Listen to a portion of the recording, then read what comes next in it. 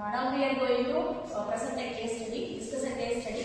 The topic is strategic decision making. The students will come one by one to present the case study and provide the solution. So hello everyone, today we are going to talk about strategic decision making. So as future is uncertain, managers and leaders have to make certain assumptions about the future to make the success of the business environment or the company. So strategic decision making is really very crucial in a business environment. These decisions are mostly taken by the top level managers for the growth, success and to decide the destiny of the company. These strategic decision making involves deciding various strategies and adopting a lot of strategies such as BCG matrix, forecasting, cost efficient decisions, etc. So these decisions are really very crucial for the success and the future growth of the company. Okay, so talking about strategic involvement in decision making, each one of us know about the significant strategic management in decision making holds about. So strategic is all about the plan of action, especially in a decision making or in an organization or an enterprise. Strategic decision making is very much crucial. But why? What is meant by strategic management? We have seen it is a plan of action that is very much crucial for the implementation of objectives, goals, as well as the pushing the company towards the targeted goal. But what constitutes the planning, or what is plan of action? So plan of action, in short, is also called as planning. Without planning, nothing can be performed. Starting to writing from a book to everything involves planning. So without planning, what happens? The organization or an enterprise will not have an idea about what to start, so where to start and what to do. So what happens when we start to involve decision making with strategic involvement? Ultimately, the organization as well as the employees and all the other authorities who are involved in making the business a thorough success, everybody will be involved and it includes the active participation plus purposeful, meaningful accountability.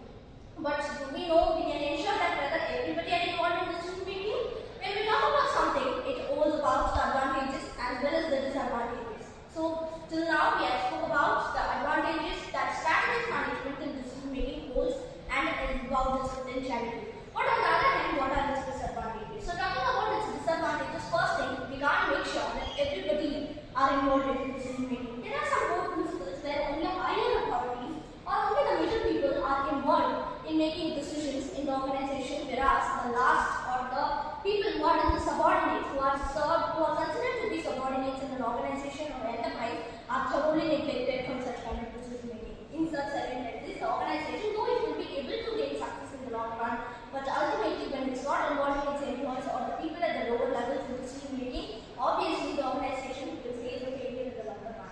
Secondly, do everybody's opinions and considerations are taken into consideration? No. There are few instances where people they start to present their opinions, but the higher authorities neglect and present their points as their own. So in this case, what happens when we don't consider about what are the points, objectives, opinions from other employees? Obviously, what happens? We don't gain so much of knowledge, which will not help the businesses to achieve the objectives. And third thing is strategic decision making. It's a plan of action. So ultimately, when you don't have a plan, you can't proceed with what to be done in the next. So this plan doesn't mean that only one thing or potential two things or two aspects are to be considered.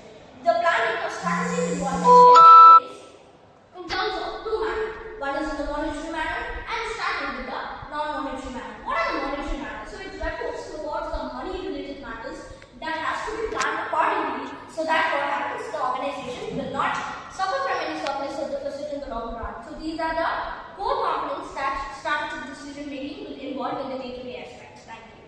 A very good morning to each and everyone. Today's topic is strategic decision making. So here when we take, for example, we take Microsoft.